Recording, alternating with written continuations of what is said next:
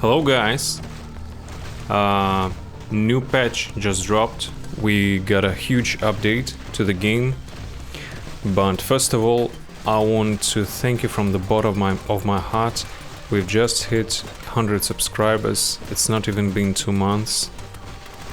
It's a crazy good result. I wasn't expecting that, though I wanted to achieve that. Thank you very much for your support, thank you for your views, for your comments, for your subscriptions. It means the world to me, and I'm kinda only doing it for the community. So thank you very much to everyone. Now, get into the main dish. So there's so much to cover in this episode that I'm probably gonna miss something. I wrote a short script. I'm gonna try to follow it. So, first of all, the patch. Patch brings a set of bug fixes, but most importantly is that Rexplode's third ability now works properly. Before this patch, it was broken and never working. Now Rex works as intended, so his performance is well done, basically everywhere, is going to improve greatly. So yay, rejoice. The patch says that they fixed Invincible's blue passive 2 damage. Passive 2 is probably his third ability that gives him true damage as long as he's shielded. I never knew there was something wrong with it. I hope they didn't make him weaker.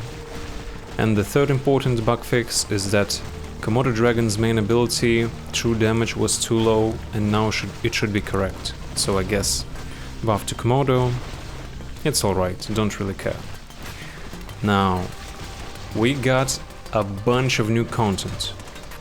First things first, you can go to this section, click generate, then click use code and type in the new code TOTEMS to get 500 gems.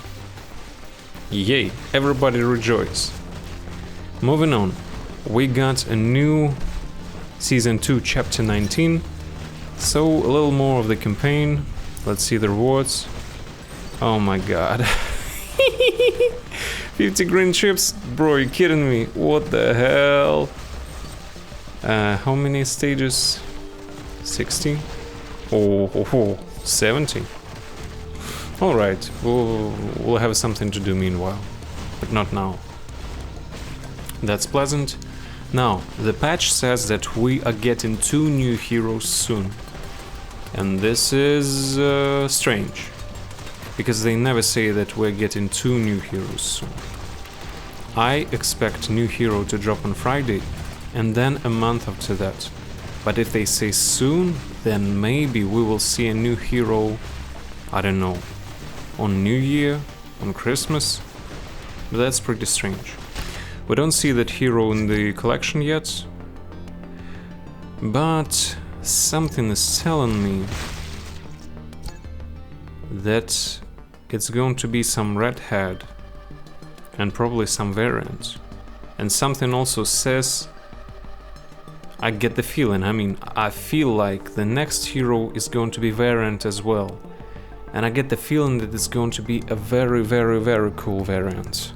One that many people wanted and expected for a long time, but gave up on. Either way, just log in daily and get pink chips and GD access tickets for Friday new hero release. Now, we also get a new artifact, which is Thraxon Jetpack. HP is nice, defense is nice, attack is nice. All of those are very nice stats. Passive skill, flying heroes get a damage boost of 3.5% when attacking enemies with the ground attack. It's alright, but seems like filler artifacts to me. We have a lot of flying heroes, but 3.5%, that's kind of nothing. You might say, oh, but what if I give it to my super strong Universa? Well, why would you remove, for example, cloaking device that gives a ton of attack from your Anissa and increase her crit chance? And why would you give that to Anissa instead of some proper artifact? I don't know. This is just a filler artifact. For example, if I have nothing on my Thula, then I would give it to her. Really don't care, nothing interesting, nothing exciting. Hate to break it to you guys, just saying it as it is. Now, we also got a couple of case files. We got a case file for Monster Girl, nothing interesting. Now, the Molar twins is a twist. It's a GDA case file that requires you to use both Molar and both melee and Gunner Molars. And yes, the requirements are literally twice as high, since both of them must be of certain level, but the rewards are twice as high as well. Which is awesome, just awesome. You even get, all of the rewards are doubled. Even you get 2 Sense Dogs for the middle, and you get 2 Elite Plus Sense Dogs for the final one. That's awesome.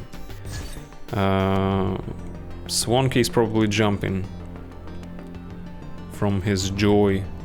And that's it, just 2 GA case files. Now, the elephant in the room is Totems, a brand new item. We can treat, can we treat Totems? We can treat Totems as the second iteration or additional set of artifacts. Right now they added 10 items, 10 totems. Each totem can only be used on a particular hero.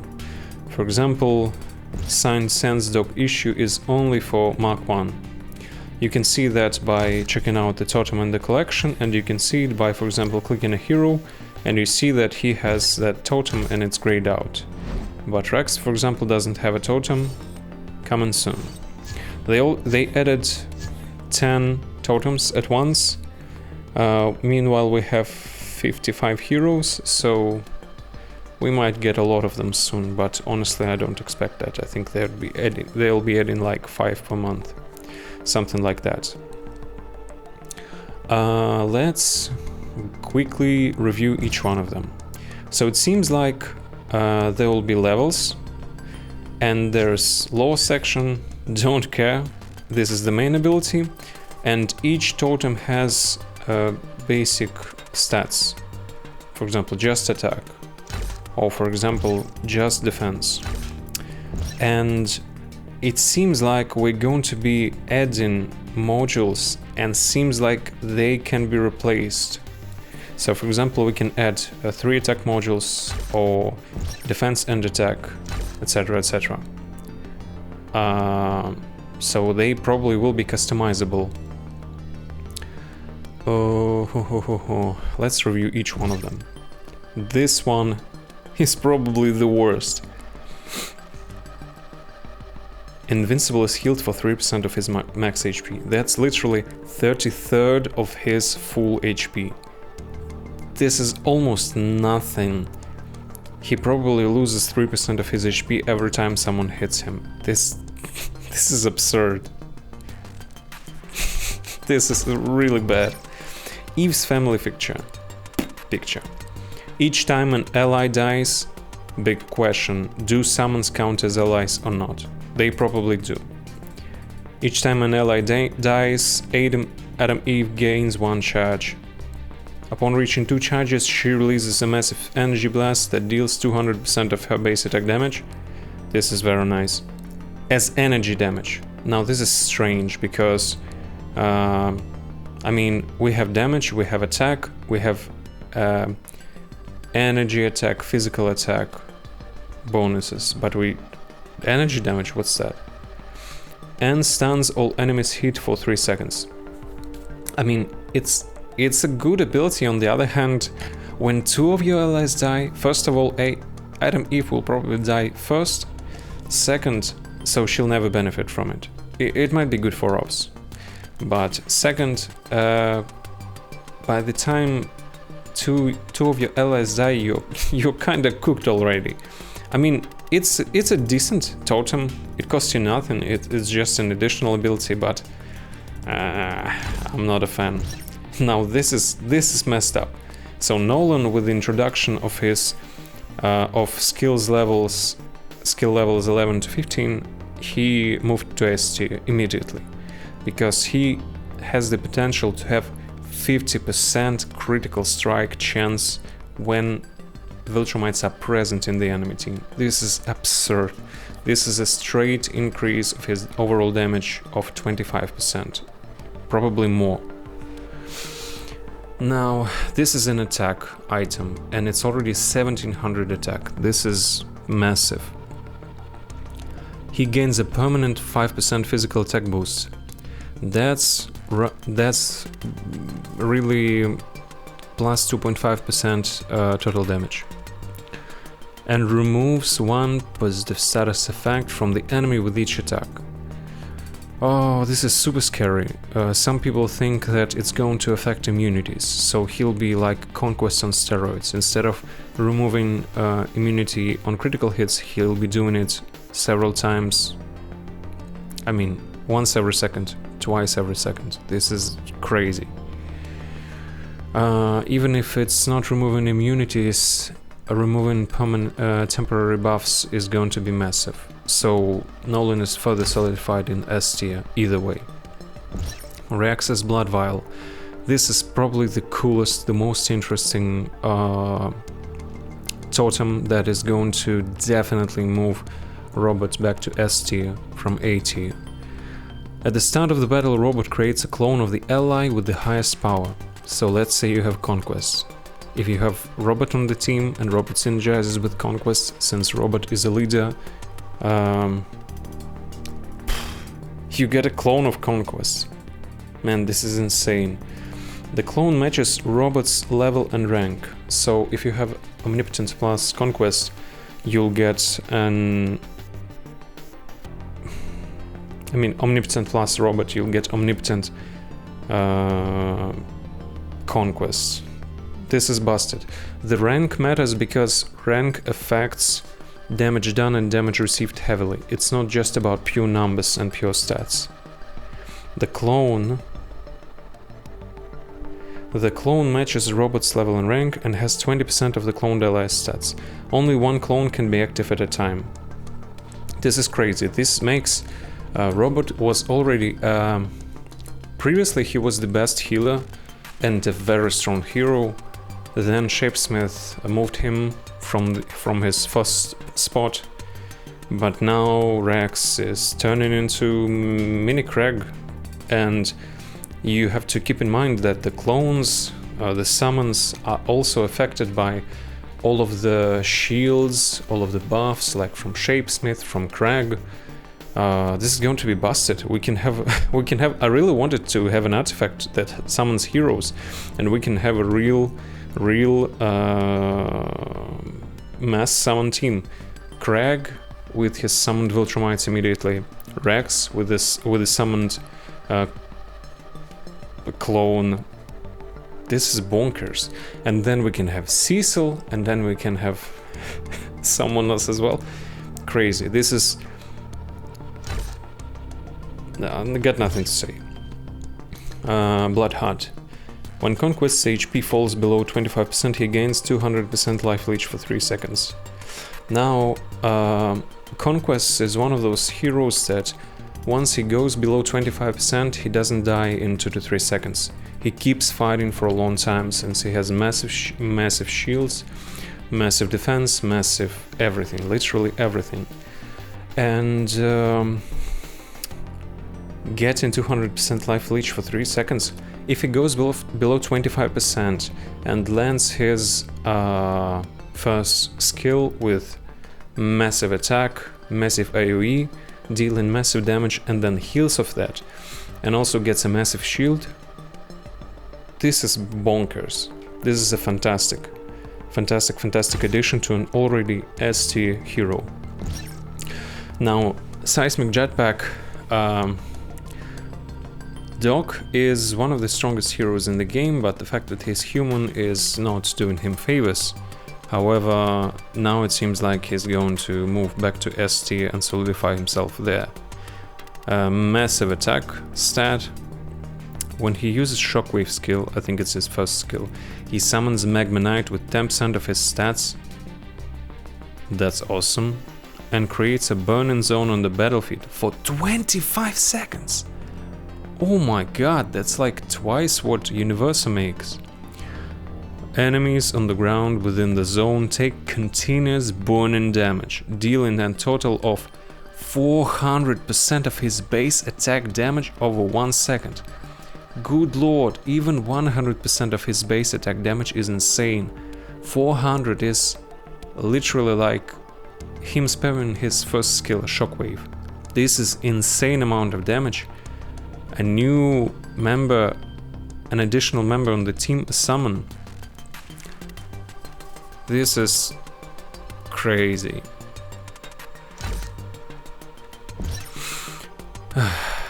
Monster Girl restores and boosts her max HP by 1% every 5 seconds. So if she lives 50 seconds, she gets plus 10% max HP, which is not too much, but it's like very weak regeneration. Not a fan.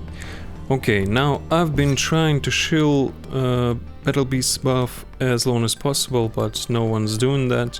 He got trash level 11 to 15 skill upgrades, unfortunately.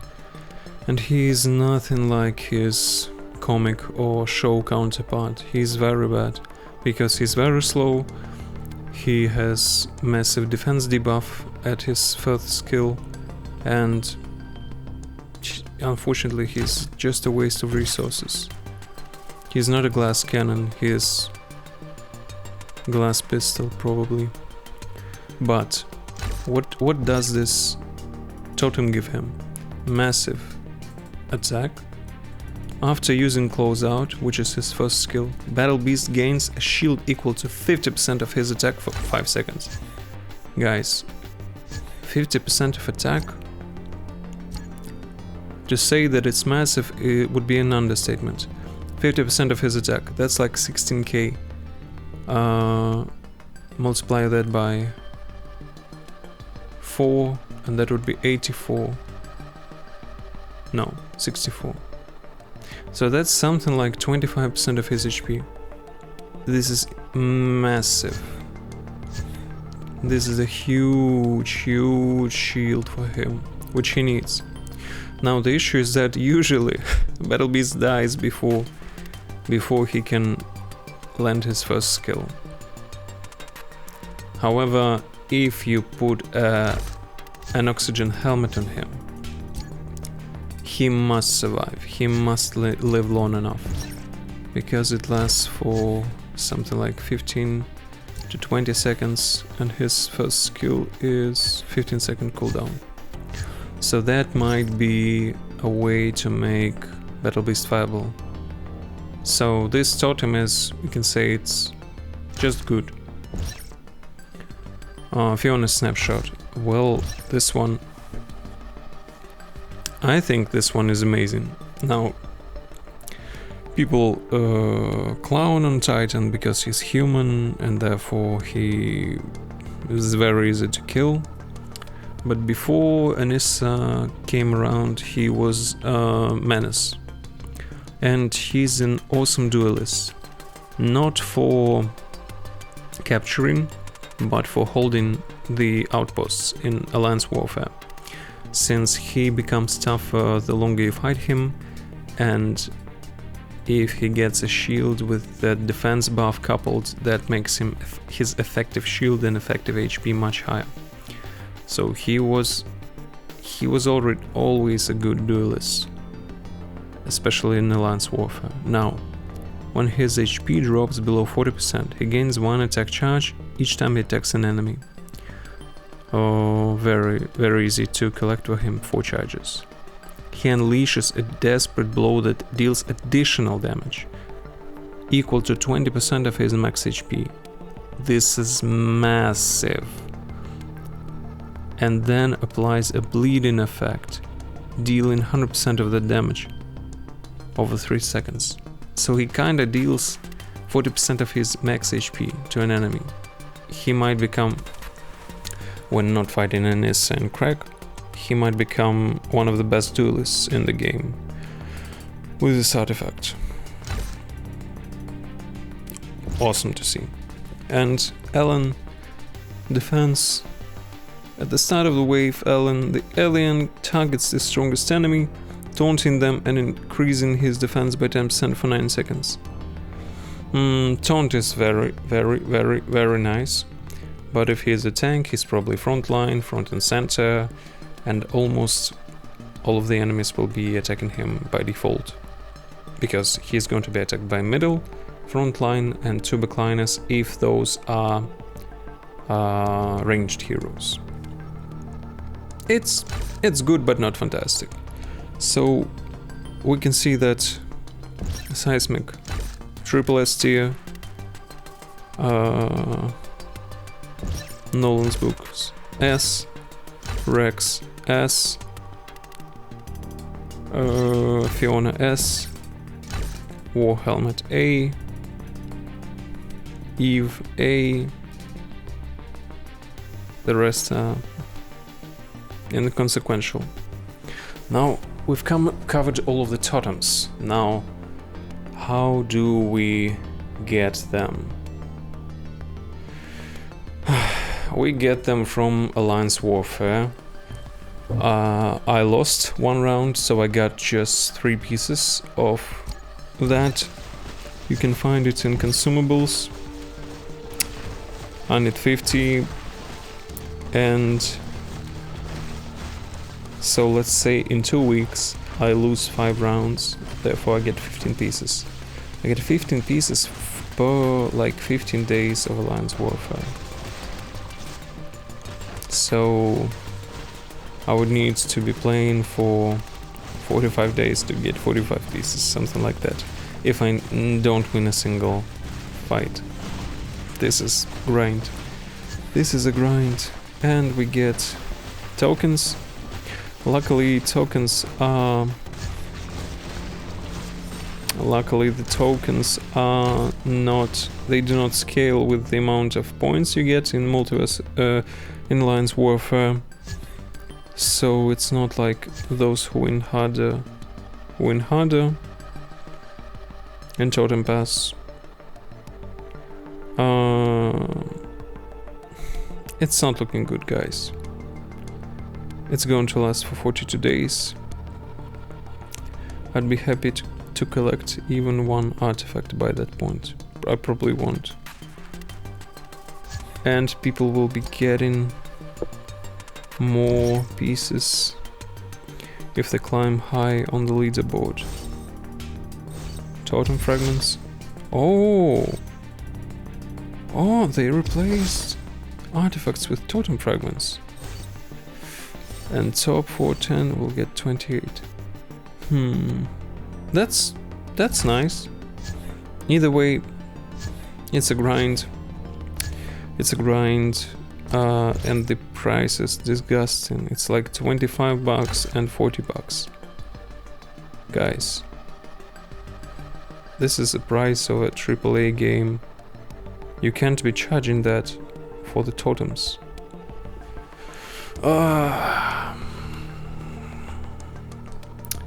Now, how does it affect the meta? More stuff to grind, more stuff to buy. It's always cool to level up your favorite heroes like Doc Seismic or Conquest or Nolan. It's always nice to make Battle Beast more viable, but at the end of the day, it's not nice to be grinding in a video game. It's not nice to be paying $25 to get minuscule improvement to your hero roster.